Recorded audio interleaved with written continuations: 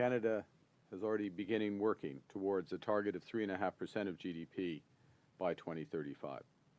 By expanding our plan to invest in the Canadian Armed Forces, to modernize our military equipment and technology, to help build up our own defense and security industries, as well as to diversify our defense partnerships. We're also working to ensure that we are spending 1.5% of our GDP in defense and security-related infrastructure.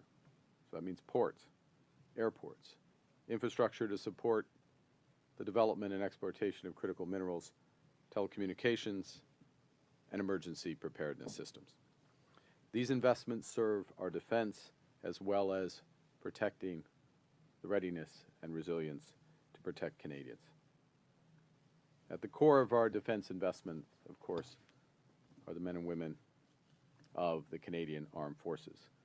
And as I speak to you today, Canadian troops are participating in NATO deterrence and defense missions across Central and Eastern Europe, as well as building capacity in the Middle East. As part of Operation Reassurance, Canada is leading a 14-nation strong multinational brigade with over 2,000 Canadian Armed Forces in Latvia. We're working with our allies and partners across Europe to train Ukrainian soldiers who are defending their homeland from Russia's illegal and barbaric invasion. These are the women and men we are investing in. The forces we will expand with new incentives and new recruitment efforts. Le Canada renforcera également ses capacités industrielles grâce à une stratégie vigoureuse et des partenariats internationaux. Lundi, lors du sommet Canada-Union européenne, nous avons conclu le nouveau partenariat de sécurité et de défense entre le Canada et l'Union européenne. Ce partenariat est la première des deux étapes menant à la participation du Canada à l'initiative Agir pour la sécurité en Europe, un instrument du plan REARM Europe. Cela nous permettra d'atteindre nos objectifs plus rapidement et à moins coût. Canada does have enormous industrial capacity, but that will grow significantly. As our allies seek to increase their military readiness, they will buy more equipment and technology made in Canada by Canadian workers in shipyards, in labs, and shop floors right across our country. We'll make the drones, the icebreakers, the aerospace technologies, and much more that's needed to build a more secure world. Par la suite, au sommet du G7 à Kananaskis, j'ai annoncé des nouvelles mesures pour appuyer la souveraineté et la sécurité à long terme de l'Ukraine. Nous avons mis en place de nouvelles sanctions visant le régime russe, sa flotte fantôme et ses revenus liés à l'énergie, ainsi que les individus qui facilitent et tirent profit des atrocités commises par le Kremlin.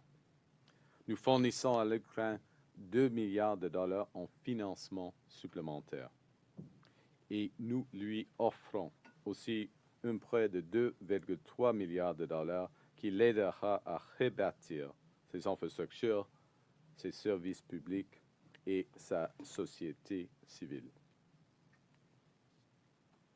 Canada is helping to ensure, and through our discussions, I'm very pleased with the discussions and how they evolved, that the new NATO targets, at 5% of GDP, those new NATO targets, are tailored to address new threats and challenges, and that the capabilities required to meet this moment have been the driving factors for those targets.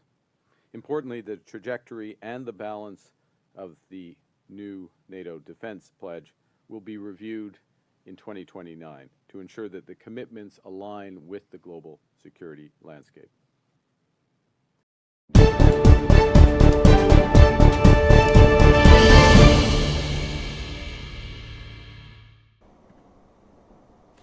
Canada is about to spend more on the military than we've spent on healthcare transfers to the provinces. We are talking $150 billion a year.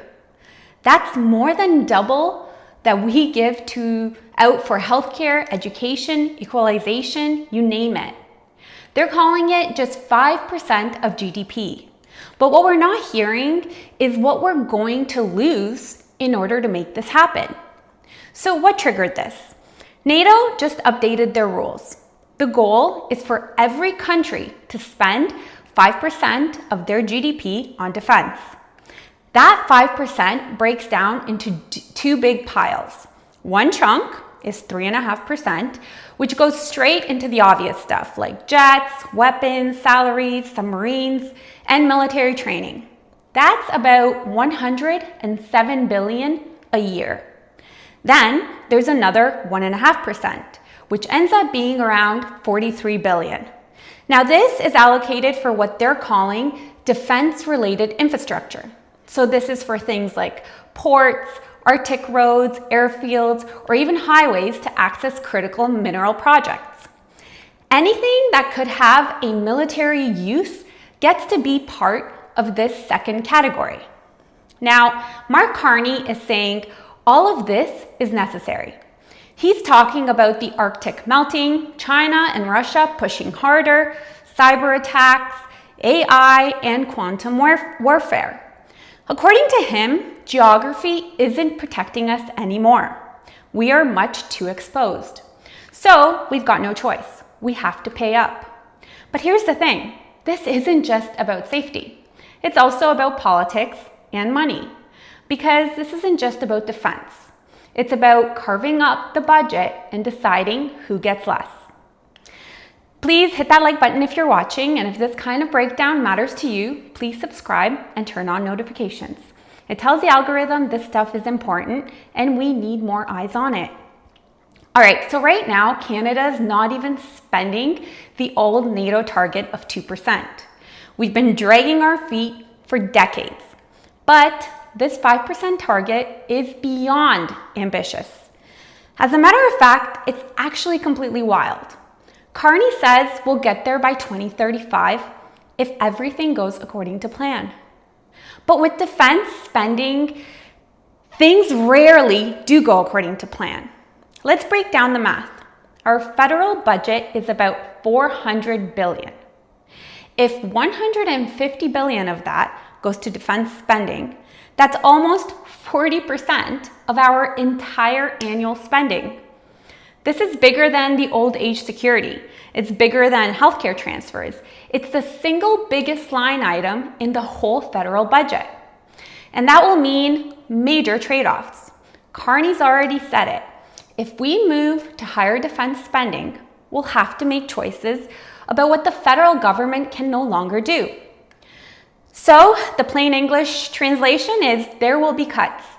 Less money for social programs, less money for provinces, money reallocation. So let's zoom in on what this 5% is actually buying. Top of the list is fighter jets, the F-35s. That contract review is wrapping up this summer. That alone is billions. Then there's submarines. We've got 4 oceans to defend: the Atlantic, Pacific, Arctic, and pretty exposed north. But there's only one working submarine right now. By 2028, we're supposed to buy a whole new fleet. That's another multi-billion-dollar project. And that's just the hardware. Our armed forces are still dealing with staffing shortages, old gear, and a backlog in procurement and infrastructure that's literally falling apart. Now, don't forget, Canada's military has basically become our emergency team at home. Talk about wildfires, floods, disasters. When stuff hits the fan, we send in the Canadian Armed Forces. So this isn't just about fighting Russia or prepping for war.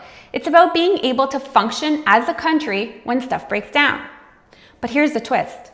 The government's not just pitching this as defense. They're also selling it as an economic strategy. Roads to mining sites, ports for shipping critical minerals, even Arctic highways to new industrial sites.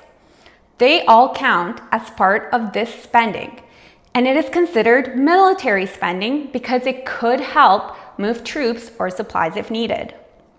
So Carney's bundling it all together: defense, economic growth, industrial policy. I mean, he's not completely wrong. Canada does need modern infrastructure. Our ports are a total mess. Our airports are so outdated. Supply chains are super delicate. So if we can kill two birds with one stone, maybe people won't push back as hard. But here's the part that nobody wants to say out loud. You don't spend $150 billion a year without cutting something else. Not when it's 40% of our spending budget. And no, it's not going to come from corporate tax hikes. It's coming from us, from the provinces, from regular people who need services. Take this in. We currently spend $103 billion on transfers to the provinces. That's for healthcare, equalization, education, social programs, all of it. The new military commitment, it's larger than all of those transfers combined. So what gives? Are we pulling back federal support to provinces? Are we going to download services again like we did in the 90s? Or is this all going on the national credit card? Because let's be honest, our deficit isn't exactly tiny right now. Are we just going to borrow this money and hand it to defense contractors? And that brings up another big issue: procurement. Defense procurement in Canada is notoriously slow, inefficient, and riddled with delays. And this time, we don't have time to waste. If this money isn't spent well, we're going to end up broke and unprepared. Let's be clear, this isn't some we'll see in 10 years kind of thing. Public opinion is moving. A year ago, barely 25% of Canadians supported spending more on defense. And right now, it's over 50%. And 17% say we should go beyond the 2% NATO minimum. Why? Well, because everybody is scared. Russia's in Ukraine, Iran and Israel are battling it out, China's eyeing Taiwan, the Arctic's opening up, cyber attacks are exploding, AI is rewriting the rules of warfare, and let's not pretend Trump doesn't matter in all of this. This 5% target is designed to keep him happy. And if we don't meet it, he's already said he'd let Russia do whatever the hell they want. That's not hypothetical. That's a direct quote. So the issue here is, even if we do spend all of this money, even if we hit the 5% target, there's really no guarantee that we'll be safer. Because safety isn't just about having weapons. It's about stability, diplomacy, foreign policy, infrastructure resilience. We're putting all of our eggs in the buy more weapons basket without a real national security strategy behind it. That's what experts are warning about. David Perry from the Canadian Global Affairs Institute pointed out that the speeding ramp up we're talking about is like what we did in World War II. Carney even hinted, this is the biggest military investment we've made since the Cold War. But guess what? Back then, we had an actual strategy, a game plan, allies with long-term vision. And now it seems like we're kind of just winging it. So what happens next? There's a review plan for 2029. But let's be honest, 5 years is a long time in politics. By then, Trump could be gone or back in charge. Putin could be out or stronger than ever. The Arctic could even be more accessible. AI could be running battlefield decisions. Everything is changing so rapidly. And this new NATO target, it's not going away. This 5% commitment is a turning point. It's going to change how Canada spends, how we defend ourselves, and honestly, how we function as a country. It could be smart, bold, and long overdue. Or it could be a runaway train that crashes through our social safety net. Either way, we can't afford to not pay attention. Folks, if you found this video useful and informative, please kindly hit that subscribe button and turn on notifications and smash that like button if you think Canadians deserve to know where their money is going. Thank you so much for watching and sticking around, and have a great day.